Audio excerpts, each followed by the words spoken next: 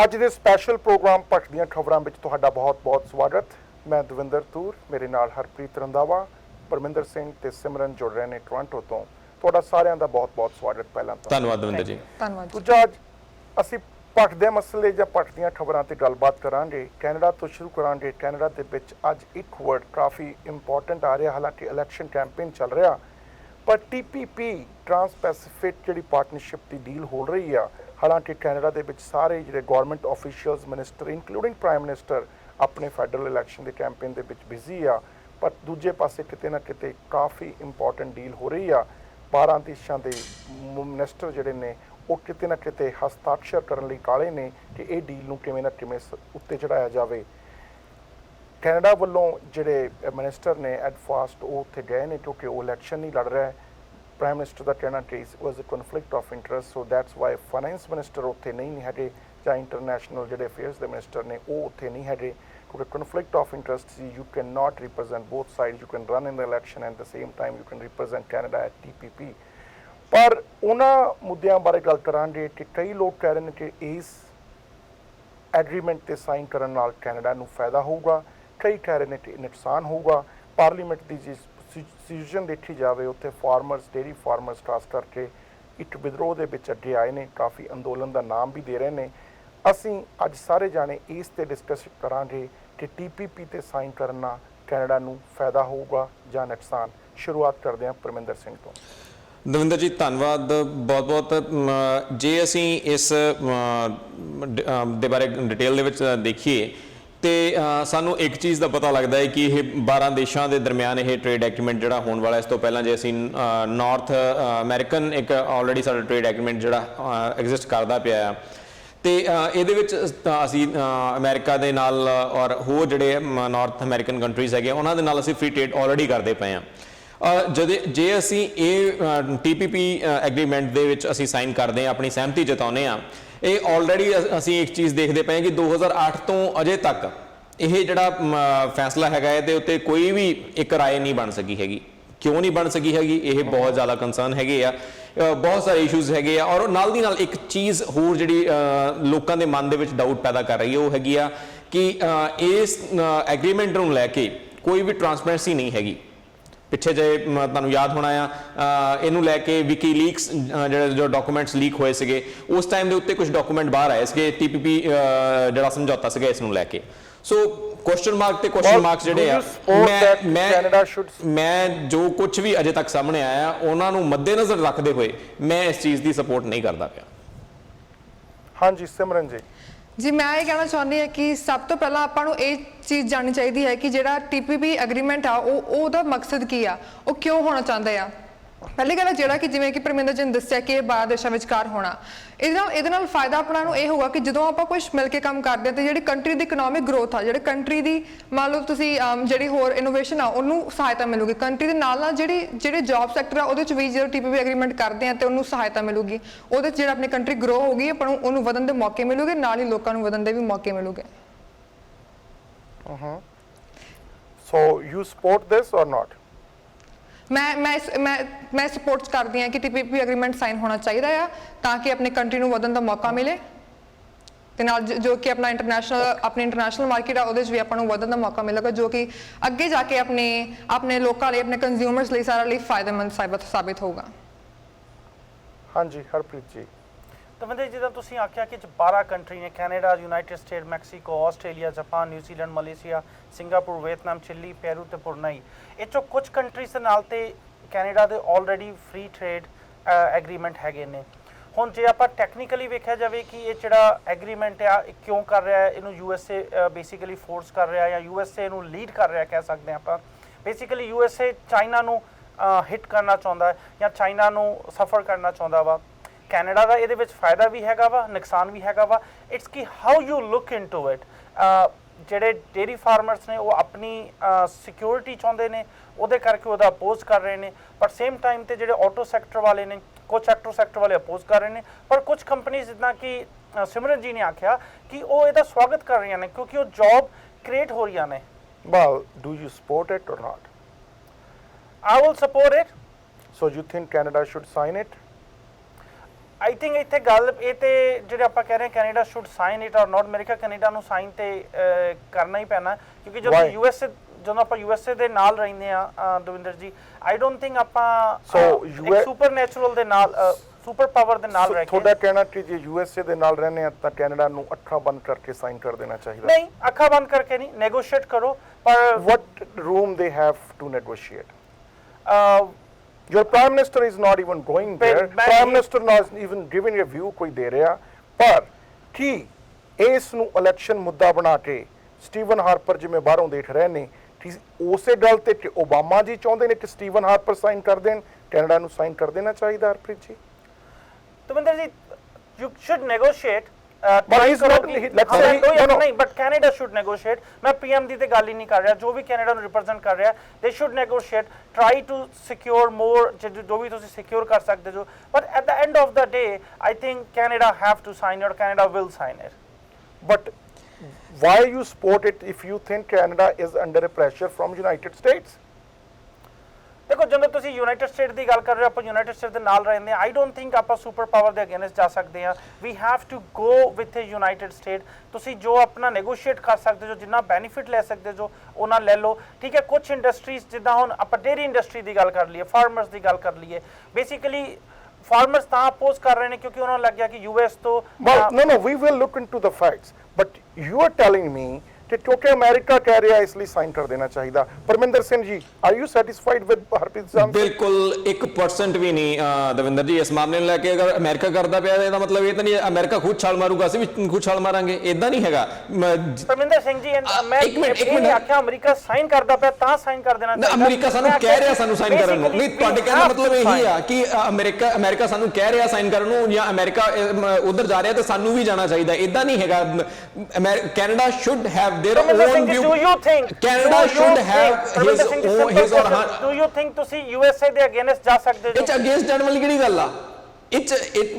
Canada can have own interest. Canada ਦੇ ਆਪਣੇ interest ਹੈਗੇ ਆ ਉਹ ਆਪਣੇ ਇੰਟਰਸਟ ਨੂੰ ਲੈ ਕੇ ਅੱਗੇ ਵਧ ਸਕਦਾ ਹੈ ਇੰਟਰਨੈਸ਼ਨਲ ਮਾਰਕੀਟ ਦੇ ਵਿੱਚ ਦੋਨੇ ਹੀ ਦੇਸ਼ ਬਰਾਬਰ ਹੈਗੇ ਆ ਅਗਰ ਕੈਨੇਡਾ ਜਾਂ ਅਮਰੀਕਾ ਚਾਹੁੰਦਾ ਪਿਆ ਕਿ ਹਾਂਜੀ ਅਸੀਂ ਕੁਝ ਦੇਸ਼ਾਂ ਨਾਲ ਟ੍ਰੇਡ ਐਗਰੀਮੈਂਟ ਕਰਨੇ ਗੋ ਹੈਡ ਡੂ ਇਟ ਪਰ ਉਹ ਕਿਸੇ ਦੂਸਰੇ ਕੰਟਰੀ ਨੂੰ ਫੋਰਸ ਨਹੀਂ ਕਰ ਸਕਦਾ ਤੁਹਾਡਾ ਇਹ ਪੁਆਇੰਟ ਜਿਹੜਾ ਹੈਗਾ ਬਿਲਕੁਲ ਵੀ ਵੈਲਿਡ ਨਹੀਂ ਹੈਗਾ ਸਿਮਰਨ ਜੀ ਤੁਸੀਂ ਇਸ ਗੱਲ ਦੀ ਸਪੋਰਟ ਕਰ ਰਹੇ ਹੋ ਕਿ ਕੈਨੇਡਾ ਨੂੰ ਸਾਈਨ ਕਰ ਦੇਣੇ ਚਾਹੀਦੇ ਨੇ ਪਰ ਕੀ ਹਰਪ੍ਰੀਤ ਜੀ ਦੇ ਤੁਸੀਂ ਉਸ ਅਸੈਸਮੈਂਟ ਨਾਲ ਜਾਂ ਉਸ ਹਿੱਸੇ ਨਾਲ ਇਸ ਸਹਿਮਤ ਹੋ ਕਿ ਉਹ ਕਹਿੰਦੇ ਨੇ ਕਿ ਅਮਰੀਕਾ ਸਾਈਨ ਕਰ ਰਿਹਾ Canada doesn't have a option other than to sign it ਮੈਂ ਇੱਕ ਗੱਲ ਕਹਿਣਾ ਚਾਹੂੰਗੀ ਕਿ ਜਿਹੜੀ ਕੈਨੇਡਾ ਆ ਉਹ ਕਮਿਊਨਿਟੀ ਬੇਸਡ ਕੰਟਰੀ ਆ ਕੈਨੇਡਾ ਦਾ ਜਿਹੜਾ ਯੂਐਸ ਆ ਉਹ ਕੈਨੇਡਾ ਦਾ ਇੱਕ ਬਹੁਤ ਵੱਡਾ ਕਹਿ ਲਓ ਵੀ ਇੱਕ ਇਕਨੋਮੀ ਵਿੱਚ ਪਾਰਟ ਆ ਠੀਕ ਹੈ ਜਦੋਂ ਜੇ ਯੂਐਸ ਕਿਤੇ ਜੇ ਆਪਾਂ ਯੂਐਸ ਤੋਂ ਇੰਪੋਰਟ ਨਹੀਂ ਕਰਾਂਗੇ ਤਾਂ ਆਪਣਾ ਨਹੀਂ ਚੱਲੂਗਾ ਸੋ ਬੇਸਿਕਲੀ ਜੇ ਆਪਾਂ ਇਹ ਐਗਰੀਮੈਂਟ ਸਾਈਨ ਕਰਦੇ ਆ ਤਾਂ ਜਿਹੜੀ ਕੈਨੇਡਾ ਨੂੰ ਹੋਰ ਮਾਰਕੀਟ ਮਿਲੂਗੀ ਜਿਹਦੇ ਵਿੱਚ ਆਪਣਾ ਸਮਾਨ ਉਹ ਐਕਸਪੋਰਟ ਕਰੂਗਾ ਜਿਸ ਨਾਲ ਕੈਨੇਡਾ ਦੀ ਇਕਨੋਮੀ ਵਧੀਆ ਰਹੂਗੀ ਪਰ ਕੀ ਇਸੇ ਹਾਲਾਤਾਂ ਦੇ ਵਿੱਚ ਕਿ ਅਮਰੀਕਾ ਸਾਈਨ ਕਰ ਰਿਹਾ ਤਾਂ ਕੈਨੇਡਾ ਨੂੰ ਵੀ ਸਾਈਨ ਕਰ ਦੇਣੇ ਚਾਹੀਦੇ ਨੇ ਜੀ ਮੈਂ ਮੰਨਦੀ ਕਿ ਹਾਂ ਜੇ ਕੈਨੇਡਾ ਦੇ ਸਾਈਨ ਕਰਨ ਵਿੱਚ ਹੀ ਉਹਨੂੰ ਫਾਇਦਾ ਹੋਊਗਾ ਤੇ ਉਹਨੂੰ ਸਾਈਨ ਕਰ ਦੇਣੇ ਚਾਹੀਦੇ ਹਨ Okay, well, I agree ਕਿ ਕੈਨੇਡਾ ਜੇ ਸਾਈਨ ਕਰੇ ਚਾਹੇ ਨਾ ਕਰੇ ਉਹ ਬਾਅਦ ਦੀ ਗੱਲ ਆ ਪਰ ਵੀ ਲੁਕਿੰਗ ਐਟ ਦ ਫੈਕਟਸ ਕਿ ਫੈਕਟ ਕੀ ਸੱਚ ਨੇ ਚਾਰ ਮੇਨ ਇੰਡਸਟਰੀਜ਼ ਨੇ ਐਗਰੀਕਲਚਰ ਦੀ ਗੱਲ ਕੀਤੀ ਜਾਵੇ ਓਸ਼ਨ ਦੀ ਗੱਲ ਕੀਤੀ ਜਾਵੇ ਨੈਚੁਰਲ ਰਿਸੋਰਸਸ ਦੀ ਗੱਲ ਕੀਤੀ ਜਾਵੇ ਜਾਂ ਫਿਸ਼ਰੀਜ਼ ਦੀ ਗੱਲ ਕੀਤੀ ਜਾਵੇ ਜਿਹੜੀਆਂ ਮੇਨ ਇੰਡਸਟਰੀਜ਼ ਜਿਹੜੀਆਂ ਹੋਣੀਆਂ ਨੇ ਜੇ ਗੱਲ ਕਰਦੇ ਆ ਆਟੋ ਸੈਕਟਰ ਦੀ ਆਟੋ ਸੈਕਟਰ ਦੇ ਵਿੱਚ ਵੀ ਦੋ ਗਰੁੱਪ ਨੇ ਇੱਕ ਮੈਨੂਫੈਕਚਰਿੰਗ ਗਰੁੱਪ ਇੱਕ auto sector group auto sector ਦੇ ਜਿਹੜੇ ਯੂਨੀਅਨ ਦੇ ਲੀਡਰ ਨੇ ਉਹਨਾਂ ਨੇ ਅੱਜ ਇਸ ਗੱਲ ਨੂੰ ਅਪੋਜ਼ ਕੀਤਾ ਕਿ ਕੈਨੇਡਾ ਸ਼ੁਡਨਟ ਸਾਈਨ ਇਟ ਕਿਉਂਕਿ ਜਦੋਂ ਗੱਲ ਨੈਫਟਾ ਦੀ ਕਰਦੇ ਆ ਨੈਫਟਾ ਦੇ ਵਿੱਚ ਹਾਲਾਂਕਿ ਕੈਨੇਡਾ ਮੈਕਸੀਕੋ ਤੇ ਯੂਨਾਈਟਿਡ ਸਟੇਟਸ ਨੇ ਸਾਈਨ ਕੀਤੇ ਹੋਏ ਨੇ ਤੇ ਬੜੇ ਚਿਰਾਂ ਤੋਂ ਇਹ ਐਗਰੀਮੈਂਟ ਤੇ ਤਿੰਨੇ ਕੰਟਰੀ ਇੰਜੋਏ ਵੀ ਕਰ ਰਹੇ ਨੇ ਜਿਹੜਾ ਫ੍ਰੀ ਟ੍ਰੇਡ ਐਗਰੀਮੈਂਟ ਆ ਐਵਰੀ ਕੰਟਰੀ ਇਜ਼ ਇੰਜੋਇੰਗ ਪਰ ਉਹਦੇ ਵਿੱਚ ਕਈ ਨਾ ਕਈ ਰਿਸਟ੍ਰਿਕਸ਼ਨ ਨੇ let's say for auto sector ਦੇ ਵਿੱਚ ਆਟੋ ਸੈਕਟਰ ਦੇ ਵਿੱਚ ਜੇ if you bring some stuff from let's say USA or Mexico ਉਹਦੇ ਵਿੱਚ percentage there has to be a Canadian content like about 60% Canadian content ਉਸ ਦੇ ਨਾਲ ਕੈਨੇਡਾ ਦੇ ਜੌਬ ਪ੍ਰੋਟੈਕਟ ਹੁੰਦੇ ਨੇ ਪਰ ਇੱਕ ਤਰ੍ਹਾਂ ਦਾ ਐਗਰੀਮੈਂਟ ਸਾਈਨ ਕਰ ਦੇਣਾ ਜਿੱਥੇ ਟੈਰਿਫ ਨਾ ਲੱਗੇ ਦੂਜੇ ਪਾਸੇ ਜੇ ਗੱਲ ਡੇਅਰੀ ਇੰਡਸਟਰੀ ਦੀ ਕਰਦੇ ਆ ਪਿੱਛੇ ਜੇ ਡੇਅਰੀ ਇੰਡਸਟਰੀ ਖਬਰਾਂ ਦੇ ਵਿੱਚ ਜ਼ਰੂਰ ਆਈ ਸੀ ਉਸ ਦਾ ਰੀਜ਼ਨ ਇਹ ਸੀ ਕਿ ਜਿਹੜਾ ਸਕਿਮ ਮਿਲਕ ਆ ਉਹ almost million litres like in Ontario ਦੇ ਵਿੱਚ ਥਰੋ ਆਊਟ ਕੀਤਾ ਜਾ ਰਿਹਾ ਕਿਉਂਕਿ ਉਹਦੀ ਮਾਰਕੀਟ ਨਹੀਂ ਹੈਗੀ। ਦੋ ਚੀਜ਼ਾਂ ਨੇ, ਗਵਰਨਮੈਂਟ ਡੇਅਰੀ ਇੰਡਸਟਰੀ ਨੂੰ ਕੰਟਰੋਲ ਕਰਦੀ ਆ, ਪ੍ਰਾਈਸ ਨੂੰ ਹਾਈਕ ਰੱਖਣ ਦੇ ਲਈ ਡਿਮਾਂਡ ਤੇ ਸਪਲਾਈ ਦਾ ਬੈਲੈਂਸ ਰੱਖਣਾ ਚਾਹੁੰਦੀ ਆ।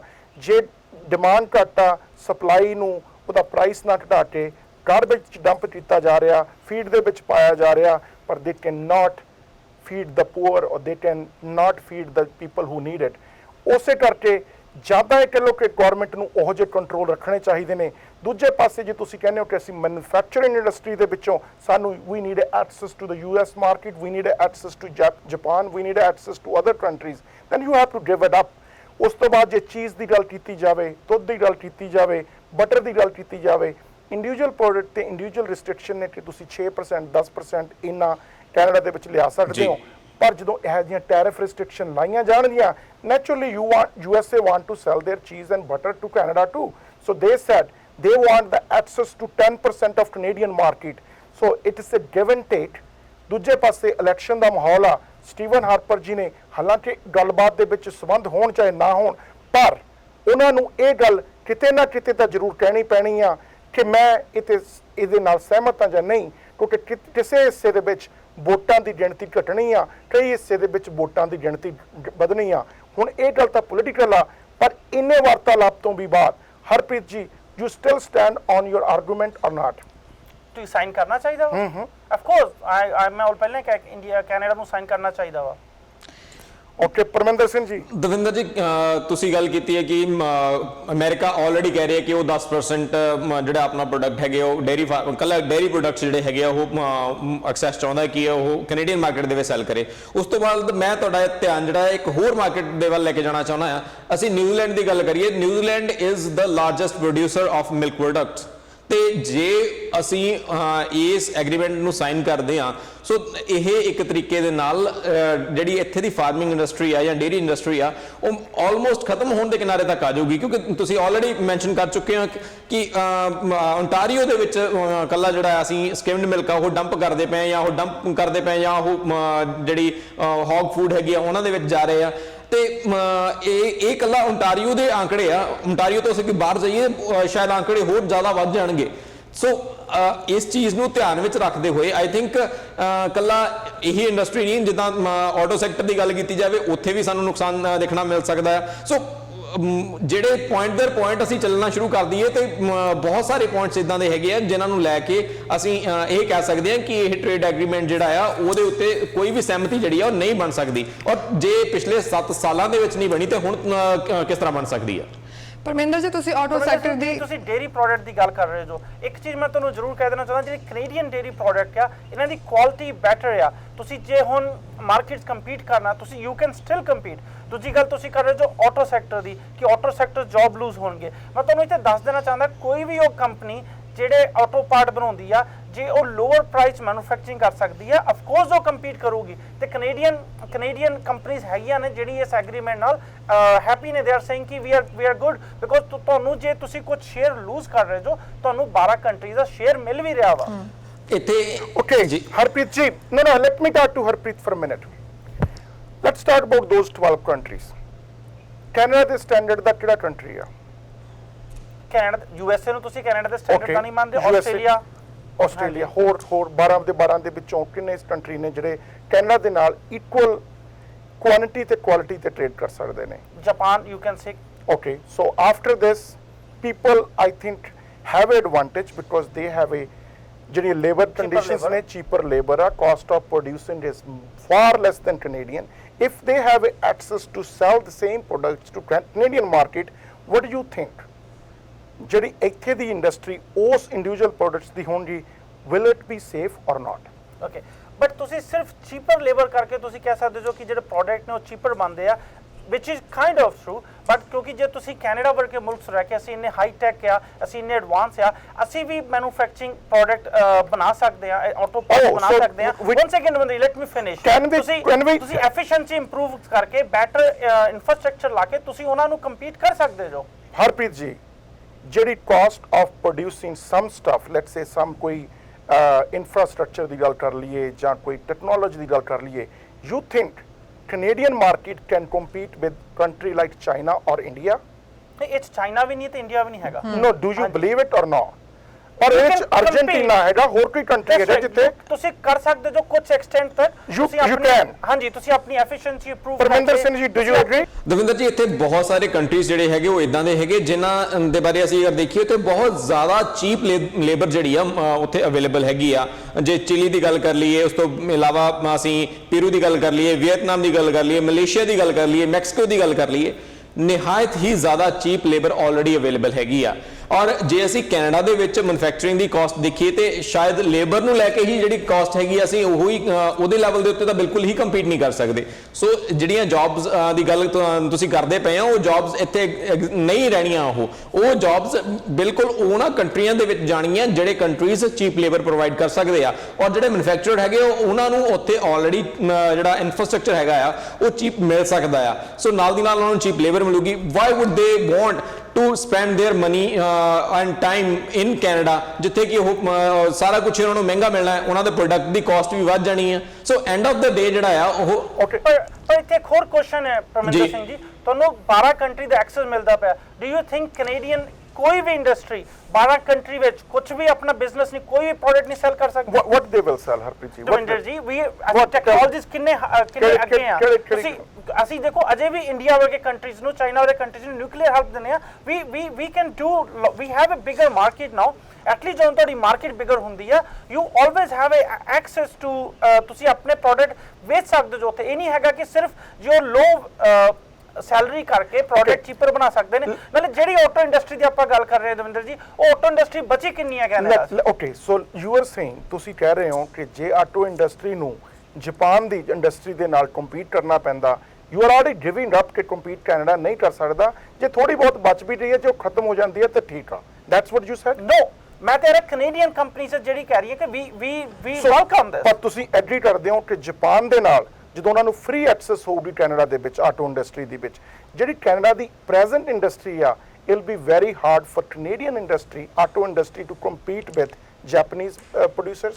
ਇੱਥੇ ਮੈਂ ਇੱਕ ਗੱਲ ਕਹਿਣਾ ਚਾਹੂੰਗੀ, hard but it's not impossible. ਤੁਸੀਂ ਕਿ ਹੁਣ ਵੀ ਜਿਹੜੇ ਜਾਪਾਨ ਤੋਂ ਵਹੀਕਲ ਆਉਂਦੇ ਆ, ਆਈ ਥਿੰਕ ਉਹ 60% ਕੈਨੇਡੀਅਨ ਆਟੋ ਪਾਰਟ ਹੁੰਦਾ ਵਾ। There is an agreement, and if you take that agreement off, ਨਹੀਂ ਹੁਣ 30% ਦੀ ਗੱਲ ਹੋ ਰਹੀ ਹੈ ਦਵਿੰਦਰ ਜੀ। ਯੂਐਸਏ 30% ਕਹਿ ਰਿਹਾ, ਕੈਨੇਡਾ ਉਹਨੂੰ ਉੱਤੇ ਲੈ ਕੇ ਜਾਣ ਵਾਸਤੇ ਕਹਿ ਰਿਹਾ। ਇਦਾਂ ਨਹੀਂ ਹੈ ਕਿ ਬਿਲਕੁਲ ਜ਼ੀਰੋ ਹੋ ਜਾਊਗਾ। okay, but still there will be a burden on auto industry in Canada. ਜਿਹੜੀ ਇੱਕ ਡੁੱਬਦੀ ਹੋਈ ਇੰਡਸਟਰੀ ਆ, ਹਾਂਜੀ ਤੁਸੀਂ ਜੇ ਕਹਿ ਸਕਦੇ ਡੁੱਬਦੀ ਇੰਡਸਟਰੀ ਦੇ ਉੱਤੇ ਇੱਕ ਹੋਰ ਵੱਡਾ ਆਲਰੇਡੀ ਤੋਂ ਬਾਹਰ ਚਲੇ ਗਈ ਹੈ। ਤੁਸੀਂ ਉਸ ਇੰਡਸਟਰੀ ਦੀ ਗੱਲ ਕਰ ਰਹੇ ਹੋ ਜਿਹੜੀ half of the industry exist ਨਹੀਂ ਕਰਦੀ। okay, so auto industry ਦਾ ਬੇੜਾ ਗਰਕ ਹੋਊਗਾ, you agree? No, I'm not saying that ਮੈਂ ਅਜੇ ਵੀ ਨਹੀਂ ਕਹਿ ਰਿਹਾ ਆਟੋ ਇੰਡਸਟਰੀ ਦਾ ਬੇੜਾ ਗਰਕ ਹੋਊਗਾ। ਮੈਂ ਅਜੇ ਵੀ ਕਹਿ ਰਿਹਾ ਕਿ ਇੱਥੇ ਇੰਡਸਟਰੀਜ਼ ਹੈਗੀਆਂ ਜਿਹੜੀਆਂ ਇਹਨੂੰ ਵੈਲਕਮ ਕਰ ਰਹੀਆਂ ਨੇ, ਜਿਹੜੀ ਨੂੰ ਸਪੋਰਟ ਕਰ ਰਹੀਆਂ, ਜਿਹੜੀ ਇੰਡਸਟਰੀ ਨੂੰ ਕੋਈ ਫਰਕ ਨਹੀਂ ਪਊਗਾ। ਨਹੀਂ ਫਰਕ ਪਊਗਾ। ਉਹ ਇੰਡਸਟਰੀ ਜਿਹੜੀ ਕਾਫੀ ਨੈਗੇਟਿਵ ਪਊਗਾ, ਪੋਜ਼ਿਟਿਵ ਪਊਗਾ। ਜਿਹੜੀ ਕੰਪਨੀ ਨੈਗੇਟਿਵ ਪਊਗਾ, ਪੋਜ਼ਿਟਿਵ।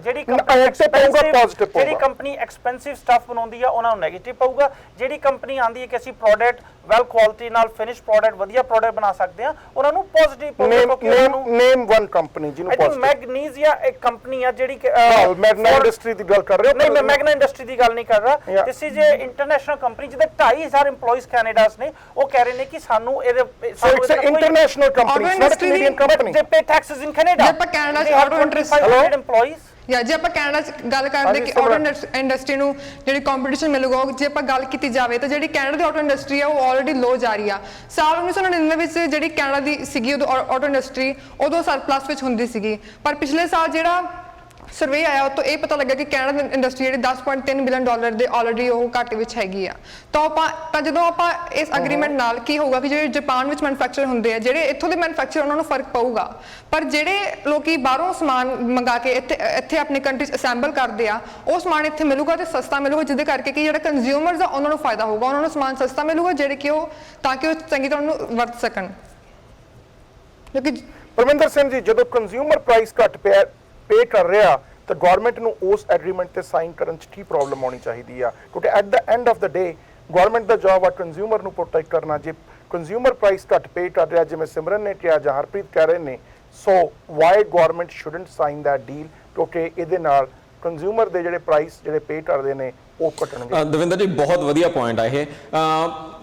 ਜੇ ਅਸੀਂ ਗੱਲ ਕਰੀਏ ਕਿ ਕੰਜ਼ਿਊਮਰ ਨੂੰ ਹੀ ਅਸੀਂ ਧਿਆਨ ਵਿੱਚ ਰੱਖਣਾ ਆ, ਅਸੀਂ ਜਿਹੜੀ ਬਾਕੀ ਸਾਡੀ ਇਕਨੋਮੀ ਹੈਗੀ ਆ, ਬਾਕੀ ਸਾਡੇ ਜਿਹੜੇ ਜੌਬ ਸੈਕਟਰ ਹੈਗਾ ਆ, ਅਗਰ ਉਹਨਾਂ ਨੂੰ ਦੋਨਾਂ ਦੇ ਵਿੱਚ ਇੱਕ ਬੈਲੈਂਸ ਕ੍ਰੀਏਟ ਕਰਕੇ ਰੱਖਣਾ ਹੈ। ਗਵਰਨਮੈਂਟ ਦੀ ਰਿਸਪੌਂਸਿਬਿਲਿਟੀ ਹੈ ਕਿ ਉਹ ਜਿਹੜੀਆਂ ਪ੍ਰਾਈਸਿਸ ਹੈਗੀਆਂ ਉਹ ਵੀ ਬਹੁਤ ਜ਼ਿਆਦਾ ਥੱਲੇ ਨਾ ਜਾਣ ਜਾਂ ਬਹੁਤ ਜ਼ਿਆਦਾ ਉੱਪਰ ਨਾ ਜਾਣ, ਉਹਦੇ ਨਾਲ ਦੀ ਨਾਲ ਉਹਨਾਂ ਨੇ ਜੌਬਸ ਨੂੰ ਵੀ ਸਿਕਿਉਰ ਕਰਕੇ ਰੱਖਣਾ ਆ। That is their responsibility. ਅਗਰ ਜੌਬ ਲਾਸ ਹੋ ਜਾਊਗਾ ਤੇ ਕੰਜ਼ਿਊਮਰ ਨੂੰ ਚਾਹੇ ਉਹ ਪ੍ਰਾਈਸ ਘੱਟ ਵੀ ਪੇ ਕਰਨੀ ਪੈ ਰਹੀ ਆ ਤਾਂ ਉਹਦੇ ਕੋਲ ਪੈਸੇ ਨਹੀਂ ਹੋਣੇ ਖਰੀਦਣ ਲਈ, ਤੇ ਉਹ ਕਰੂਗਾ ਕੀ? ਪਰ ਜੇ ਜੌਬ ਇੱਥੇ ਜਾ ਰਹੀਆਂ ਨੇ ਤੇ ਜੌਬ ਨਵੀਆਂ ਜੌਬ ਵੀ ਇੱਥੇ ਮੌਕਾ ਮਿਲੇਗਾ ਲੋਕਾਂ ਨੂੰ, ਕਿਉਂਕਿ ਜੇ ਆਪਾਂ ਆਟੋ ਇੰਡਸਟਰੀ ਦੀ ਗੱਲ ਕਰਦੇ ਹਾਂ ਤੇ ਜੇ ਇਹ ਐਗਰੀਮੈਂਟ ਸਾਈਨ ਕੀਤਾ ਜਾਂਦਾ ਆ ਤੇ ਜਿਹੜੇ ਇੱਥੋਂ ਦੇ ਮੈਨੂਫੈਕਚਰਰਸ ਆ ਉਹ ਆਪਣੇ ਕੁਝ ਪ੍ਰੋਡਕਟਸ ਜਿਵੇਂ ਸਟੀਲ ਹੋ ਗਿਆ ਕੈਨੇਡਾ ਕਰਦਾ, 골ਡ ਹੋ ਗਿਆ, ਇਹ ਸਾਰਿਆਂ ਤੇ ਜਿਹੜਾ ਕਿ ਟੈਰਿਫ ਜਿਹੜੇ ਟੈਰਿਫਸ ਹੈਗੇ ਉਹ ਘਟਾ ਦਿੱਤੇ ਜਾਣਗੇ, ਉਹ ਖਤਮ ਕਰ ਦਿੱਤੇ ਜਾਣਗੇ, ਜਿਹਦੇ ਕਰਕੇ ਜਿਹੜੇ ਇੱਥੋਂ ਦੇ ਮੈਨੂਫੈਕਚਰਰਸ ਆ ਉਹ ਨਵੀਆਂ ਮਾਰਕੀਟ 'ਚ ਆਪਣਾ ਸਮਾਨ ਹੋਰ ਸੈਲ ਕਰ ਸਕਦੇ ਆ, ਜਿਹਦੇ ਕਰਕੇ ਕਿਤੇ ਹੋਰ ਜੌਬਸ ਬਣਨਗੀਆਂ, ਹੋਰ ਇਨਕਮ ਸਿਕਿਉਰ ਜਿਹੜੇ ਕੈਨੇਡੀਅਨਸ ਲਈ ਉਹਨਾਂ ਨੂੰ ਇਨਕਮ ਸਿਕਿਉਰਿਟੀ ਹੋਊਗੀ, ਕਿਤੇ ਹੋਰ ਜੌਬਸ ਹੋਣਗੀਆਂ,